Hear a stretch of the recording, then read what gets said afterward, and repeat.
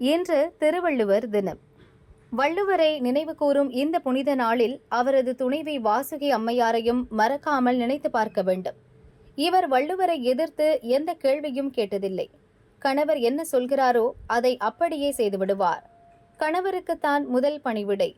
அந்த சமயத்தில் யார் என்ன சொன்னாலும் காதில் வாங்கிக் கொள்ள மாட்டார். ஒருமுறை பட்ட பகலில் வள்ளுவர் தன் வீட்டு தறியில் துணி நெய்து கொண்டிருந்தார். அப்போது தறியில் இழைகளை எடுத்துச் செல்லும் ஓடம் என்ற கருவி கீழே விழுந்து விட்டது. அப்போது வள்ளுவர், வாசுகி, அந்த விளக்கை எடுத்து வா என்றார். இத்தனைக்கும் விழுந்த ஓடம் பகல் நேர வெளிச்சத்திலேயே தெரியும் அளவுக்குரிய இடத்தில்தான் கிடந்தது. பகலில் எதற்கு விளக்கு? உமக்கு கண் தெரியவில்லையா என்று வாசுகி கேட்கவில்லை.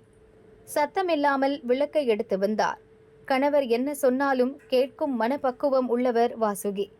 தன் மனைவி தான் சொன்னதை தட்டாமல் செய்கிறாளே என்று வள்ளுவருக்கு பெருமை. இது பெண்ணடிமைத்தனம், ஆணாதிக்கம் என்றெல்லாம் இல்லை.